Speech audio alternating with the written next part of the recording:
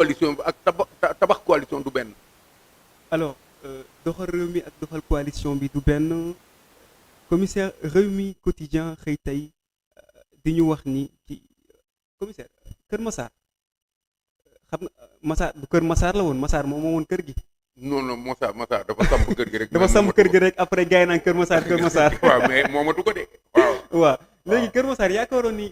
Massar bi mu sañ ci këram gi waroon na ko sang. waroon na ko. waroon na ko sang waroon na ko léemu. ah waaw parce que Kër Massar de béréb bu waa Kër Massar est-ce que yéen a ngi may dégg. béréb bu bari ay yëngu-yëngu la. en général boo nee Kër Massar lu ñuy jëkk xalaat mooy xat-xat bi dem dellu si bi ay bu bari bi agression yi ak ñoom seen yu mel noonu yàgg na trop man bi may ñëw ci dëkk bii ñu nekk nii il y a de cela 20 ans li ma doon éviter mooy dëkk Kër Massar kon nag nga xaw ma lii sa question ci gannaaw mais soo ma leeralee dinaa la mën a tontu bu baax. alors bu ñu jógee ci affaire pédocriminalité. tout ce qui s'est passé dans la semaine parce que boo xoolee muy nekk actualité judiciaire que mu nekk pédocriminalité homosexualité tout ce qui se passe dans ce pays yi nekk ci actualité bi tout tourne autour de Kër Massar et de la brigade bi nga xam ne moom moo fa nekk j'en reviens là alors tey ñu xëy nañu après les présumés homosexuels un réseau de faux monnayeurs démantelé et c'est à Kër Massar en plus alors 2 milliards de francs CFA en billets noirs saisis à Kër Massar. Les faux billets ont transité par Banjul. De Sénégal, de Banjul au Sénégal. Alors, nous disons que dans les semaines précédentes aussi, on a assisté à ce même genre de phénomène-là. On ne parle pas d'argent, on ne voit pas d'argent, mais les faux monnayeurs et les faussaires sont en train de faire de la falsification ci région yëpp. À chaque fois, on parle de faux billets, fausses monnaies, ce genre de choses-là. Et là, mi ngi gën a récurrent parce que on parle pas de 5 000, 10 000, 15 000, 20 000. On parle de 2 milliards de francs CFA. Commissaire, jotul ma dem nekk defarkatu faux billets. waaw mais bu fekkee ñeme nga kaso rek. comme ni ma ko ñemee woon. comme ni nga ko ñemee woon. waaw. demal defi. xam nga Kër Massar mën na demee noonu. parce que dëkk bu mel noonu day nekk làqatukaay parce que dëkk bu nit ñi tabax ci fekk ba mu fees ba tàncaloo mu nekk département bu bees mais bu doy waaree noonu yaa ngi wax loolu mais Kër Massar leneen dafay am soo nee trafic de drogue bari na fa trop pourtant département bu périphérique la soo waxee yeneen activités yi tamit càcc ji bari na fa trop agression bari na fa trop xuloo bi xeex bi politique bari na fa trop parce que enjeux yi ñoo demee noonu trafic gu xaalis nag ci jamono ji mais réew mi sunu koom-koom dafa nërmeelu ba loo ciy seet rek mën nga ko ci gis day nekk benn piège bi nga xam ne ndëgg sërxal la bi nga xam ni ñun Sénégal ñun ñoo daanu ci biir boo deful ndànk yeneen forme de délinquance dina nu fekk fii on parle de ça mais est-ce que Kër Massar n'est pas un terreau de réseau dormant du terrorisme il y a tellement de choses maintenant le fait est là effectivement l'événement est là Kër Massar jàpp nañ fa kat lu tolloog ay ñaari milliards ci faux billets c'est simplement un événement comment on peut l'expliquer c'est comme ça qu'on peut l'expliquer dëkk la bi nga xam ne rëb na rëbaay bi nga xam ni kuy wut làqtu wala looy làq mën nga dem foofu pourquoi parce que xóot yi nekk foofu mën nga fa làqu kenn du la gis mais mën nga fa def yi tamit loo yaakaar ni kenn du la gis jusqu'à ce que les gendarmes se trouvent ou jusqu'à ce que les policiers se trouvent on y va. Alors gàcce ngalaama à nos gendarmes qui sont en train d'abattre un travail monstrueux bu ñu jógee ci affaire Pape Cheikh Diallo bi et tout ce qui se passe dans l'actualité on voit qu'ils sont en train de faire un énorme boulot par rapport à tout ça donc gàcce ngalaama à ñoom. Alors leneen li la soxal xam naa ko soxal na la trop c'est la candidature de son excellence l'ex-président Macky Sall qui s'est passé du soutien du Sénégal quoi qu'on puisse dire alors le quotidien ñëw ne sa candidature déposée par le président du Burundi qui préside actuellement l'Union africaine Sénégal am candidat soutenir le candidat wam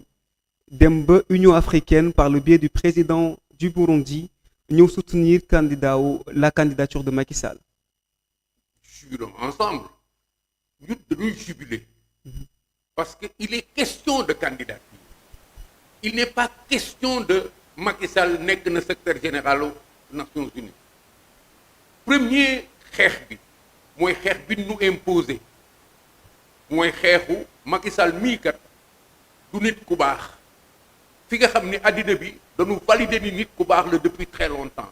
sénégalais yi valider du nit ku baax la liggéeyam valider ni nit ku baax la mu nekk nit ku normal ku wootewul mortal combat wu demul Sweet Beauté deful yenn yi nga xam ni mën na ko gàkkal bon Dieu de bon sang ñu bugg taxaw parce que ñoom danoo def campagne ci Macky Sall troisième mandat ba jot pouvoir bi ñëw nag bugg a nguuroo turu Macky Sall baaxul réduction des comptes nangam sangam te réew kenn du ko liggéey ci caw démb pour mu neex tey déedéet da ngay liggéey tey mu neex tey nit ñi gis li ngay liggéey li nga indi mais ñoom dañu taxaw ci caw démb ak nitu démb yóbbu ay nit kaso dal di duural Macky Sall wax ci du n'importe quoi ci deram bugg nag àddina bi fekki leen foofu kooku c'est un débat ñu gis indi fi problème mu dette cachée ay falsification ay wax yu bari comment dire rapport Mazars yi nga xam ni mujj gi problème bi tourné seen kaw nekk problème mu rapport yu ñuy nëbb àddina bi di leen xool Macky Sall di wër àddina bi di ko tàccu su ñu demee ba ñu toll fii tey ñoom ñu taxaw xeex bi ñu ne Macky Sall secrétaire général des Nations Unies ñu ni loolu mënul nekk vous avez entendu Yassine Fall vous avez entendu Mimi Touré vous avez entendu Waly Diouf Bodian vous avez entendu tout le monde le premier ministre même le président a joué sur ce registre là parce que jéem na wut lu mu taxal suñu président tey bu ñu demee ba sur 54 états réew mi nga xam ni moo waroon jiitu proposé ka gàddu di dimbaleen ma sama doom la sama waay la dimbaleen ma pour mu nekk nii ñu amandoo ndam réew moomu ñi ko yore taxaw feneen Afrique ci ni mu toll 54 états ni leen yéen ñii kat ci ay caaxaan ngeen nekk seen mbër mi sunu mbër la parce que au-delà du fait d'être sénégalais il est africain on a le droit nous de porter sa candidature en toute responsabilité ñu won gannaaw état wu Sénégal wonuñu gannaaw Sénégal état wu Sénégal la ñu won gannaaw daal di porter candidature muy ndamu Sénégal yëpp sauf état wu Sénégal ak ñi ñu àndal ñun on jubile parce que la fin du combat c'est cela il reste des choses qui vont se déterminer Mimi waxoon na am na ay critères yi nga xam ni mënu ko remplir ay cases yu ñuy cocher Yassine Fall nee na pour nga nekk candidat il faut que Ousmane Sonko wax na yi tamit ku nekk wax na vraiment aujourd'hui nous jubilons nous sommes très contents de cela c'est une grande fête parce que c'est une grande victoire pour tous les Sénégalais pas pour les partisans de Macky Sall mais pour tous les Sénégalais ñu am seen doom bi nga xam ni Afrique yëpp gàddu na ko maintenant n'en déplaise à cela Macky Sall c'est l'homme de toutes les situations c'est l'homme de l'Afrique c'est l'homme du monde entier su du woon loolu du dem déposer su déposer dañ koy sànni mais non seulement africains yi déposer nañu mais fi mu waroon déposer te ñu ne du fa dugg mais déposer na il y a d'autres candidats taxaw na ci digg candidats yooyu pour l'instant je crois ñetti candidats moo feeñe ko taxaw na ci digg candidats yooyu donc ils ont perdu cette bataille là nañ seeti leneen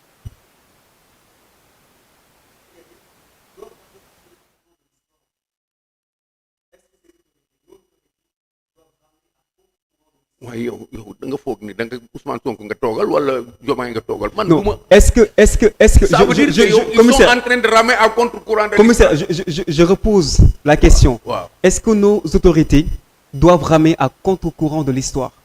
non dans la normalité warta nekk lu jaaduwul mooy ramer à contre-courant de la réalité qui nous brûle les yeux li ñëpp gis ni lii la li ñëpp wax te mu nekk dëgg loolu la dof bi waxoon li ñëpp wax ay dëgg yow nga bugg par force li nga wax nekk dëgg ñëpp ànd seeg yow mais mënta nekk parce que yàlla dafa distribuer xel yi bari yow nga am ci benn bugg ñëpp fekk si la c'est ça ramer en contre-courant de la réalité qui brûle les yeux et ils sont en train de le faire yow xam nga ni lii ñu def nii jaaduwul rafetul